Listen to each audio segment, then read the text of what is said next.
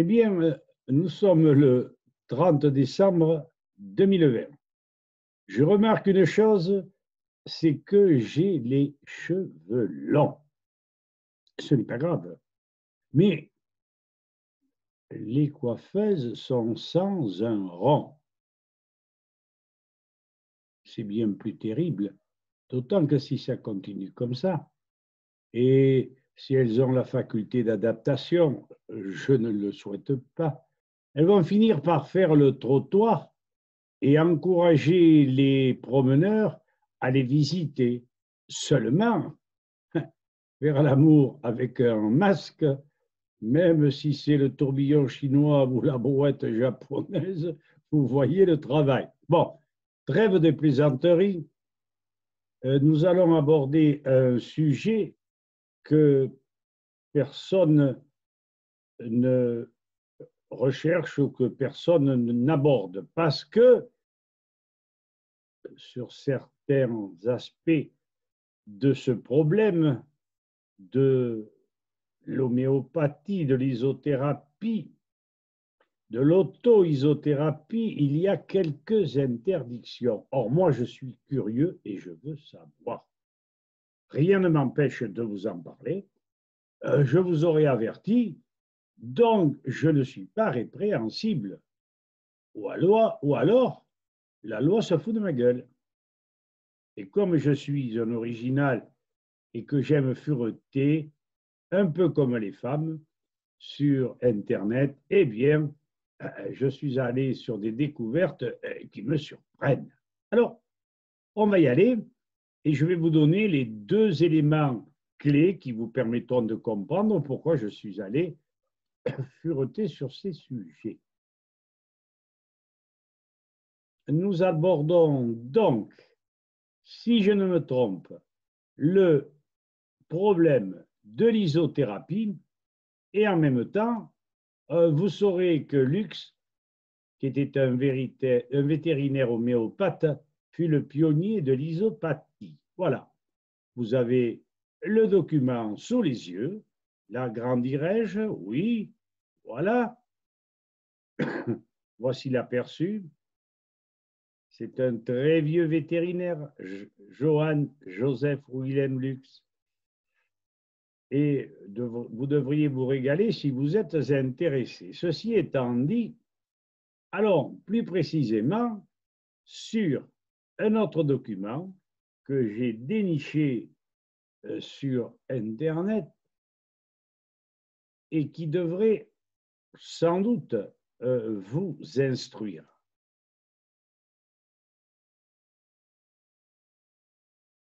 Voilà. L'hétéro-isothérapie soignée la maladie par son mal d'origine. Ah, que c'est bon, ça j'aime bien.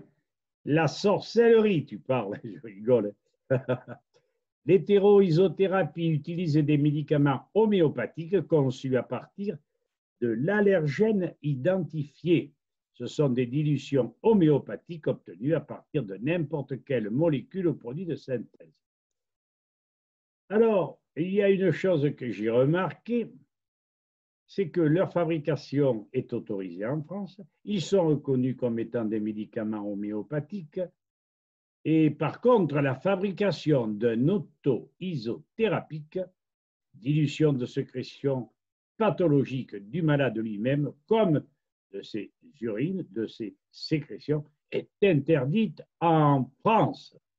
Eh bien, écoutez, rien que de voir interdit en France, moi, j'avance.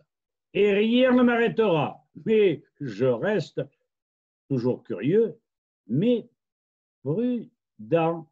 Alors, nous allons aller sur le document que m'a envoyé Jean Saladin et évidemment, il va falloir que je ne me trompe pas dans le document que je veux vous faire voir. Alors, le voici. Et nous allons lire ensemble. Un dénommé Jean Saladin, que je ne connais ni d'Adam ni d'Ève, mais avec qui j'ai eu quelques conversations, et qui m'a semblé digne d'intérêt. Et il nous parle des remèdes, de la pandémie actuelle, évidemment du docteur Lux, de l'isothérapie et même des allergies. L'auteur, dans sa note, ou les notes de l'auteur de la vidéo, dit ceci: la publication de Jean Saladin, document vidéo, me paraît utile à transmettre aux médecins, naturopathes et curieux. Je ne suis que liaison, n'étant pas spécialiste. Prière de se mettre en rapport avec Jean Saladin. Et je précise, la fabrication d'une auto-isothérapie, dilution de sécrétions pathologiques du malade lui-même, comme de ses urines, de ses sécrétions, etc., est interdite en France. Et je pose la question, pourquoi? Inefficace, dangereuse ou gênante pour les trusts? Jean Saladin n'a pas l'air d'être un imbécile et je pense qu'il sait ce dont il parle. La salive, l'urine diluée prise en dose sublinguale guérissent les pandémies, ceci depuis 2 siècles. Mis au point par le vétérinaire Lux, les dilutions du malade sont utilisées. Par un remède issu du milieu intérieur, sang, urine, de substances d'excrétion, de salive, urine, sang, des règles, sueur, aux toxines éliminées par l'organisme, des sécrétions pathologiques, liquide pleural, acide, je ne sais pas ce que c'est, liquide d'hydrocèle, croûte, squame, riche en leucocytes, corps microbien et autres déchets. En présence des symptômes du coronavirus, nous y sommes. Auto-isothérapie de salive ou mucus ou autre expulsion du patient, urine, claire, croûte. 1. Préparation du flacon, bouteille de 33 centilitres, de verre et bouchon de liège. Ah oui, moi, quand je vois un verre avec un bouchon en plastique, je me dis, il y a quelque chose qui ne tourne pas rond. Bien. 1. Faire chauffer 20 centilitres d'eau, bouillie, en se protégeant les mains à cause de la température, n'est-ce pas?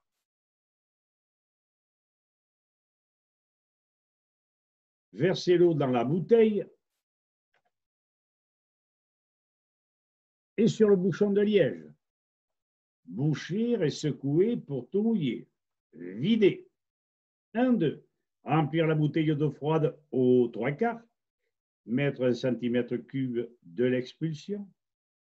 Agiter violemment en secouant 50 fois vers le haut et vers le bas. Mon ami Saladin m'a fait quelques petites erreurs, mais ce n'est pas grave. Alors, une fois que vous avez secoué 50 fois, vous videz. Remplir d'eau froide aux 3/4, boucher, secouer violemment à nouveau 50 fois vers le haut et vers le bas. C'est la première dilution korsakovienne du docteur Korsakov, psychiatre russe, autour de 1860. Préparation dans un seul flacon de la dilution homéopathique. 1-3.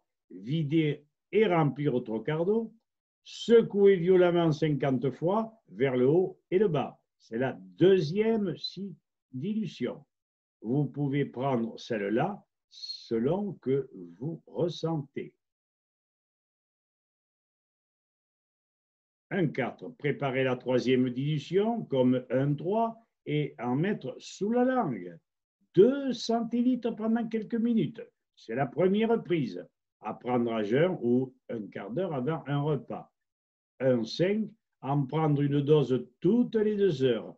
En agitant violemment le flacon avant la prise. 30 fois. 5 à 6 fois le premier jour.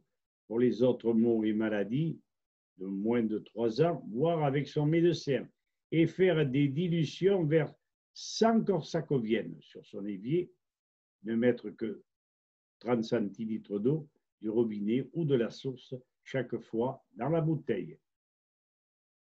Alors, tout le reste, je ne vais pas continuer à lire. Lisez-le si vous voulez. Et lorsque vous aurez lu, faites-le connaître à vos médecins. Et ce que dit à la fin Jean Saladin est assez enfin, disons que je l'apprécie et que je suis entièrement d'accord avec lui. La médiocrité des vaccins par la présence d'aluminium et de mercure, et ce ne sont pas les seuls, sont interdits depuis 1998 par l'OMS. Oui, interdits par l'OMS, mais la France continue à faire un cavalier seul. Alors, je ne sais plus où sont les lois, je ne sais plus où sont les barrières, les contraintes. Je pense que c'est le gros bordel en France et que ça continue. Les risques liés au vaccin qui induisent de faibles niveaux d'anticorps ne peuvent être ignorés. Un phénomène appelé facilitation de l'infection par des anticorps décrit comment les anticorps trop faibles favorisent en fait la propagation du virus à l'intérieur des cellules, résultant en une aggravation de la maladie. C'est exactement ce qui fut observé dans le cadre des essais cliniques pour un vaccin contre le VIH, qui ont tous été abandonnés depuis. L'étude des effets à long terme de vaccins peu efficaces révèle que même en vaccinant 100% de la population, certains continueraient à tomber malades parce que ces vaccins ne conféreraient pas une immunité suffisante pour prévenir une épidémie. Prendre la dilution dès les premiers symptômes simplifie la thérapie, dit Jean Saladin. Moi, j'ajoute que, de toute façon, à partir du moment où Louis-Claude Vincent, par une démonstration magistrale et chiffrée, démontre que les vaccins conduisent d'abord, diminuent les défenses immunitaires de l'individu, mais l'envoient sur des terrains de virus, à la fois basiques et oxydés, des maladies de la dégénérescence, je ne vois pas pourquoi on continue à vacciner. Moi, j'en ai marre que le gouvernement nous prenne pour des pipes. Voilà, je vous ai à peu près tout dit sur Jean. Il parle d'ailleurs des émissions de la 3, 4 et 5G et il n'a pas tort. Et il faudrait non peut-être pas les arrêter, mais s'y pencher sérieusement avec des enquêtes appropriées.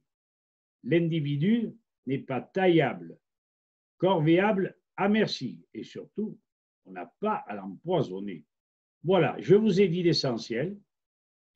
À présent, ne m'en veuillez pas, parce que si ce que je vous ai traduit, ce que je vous ai permis de lire,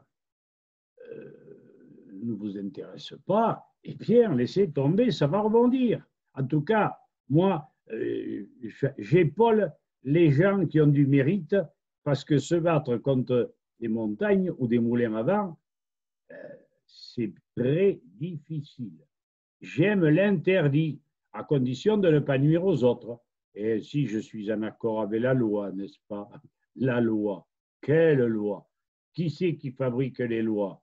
Ce n'est pas souvent dans l'intérêt du citoyen, n'est-ce pas? Voilà, je vous ai dit l'essentiel, chers amis. Faites-en ce que vous voudrez ou ce que vous pourrez. Et puis dites-vous que je vous ai informé et à vous de jouer, de réfléchir, comme je le fais moi-même pour pas mal de choses. À bientôt. À bientôt.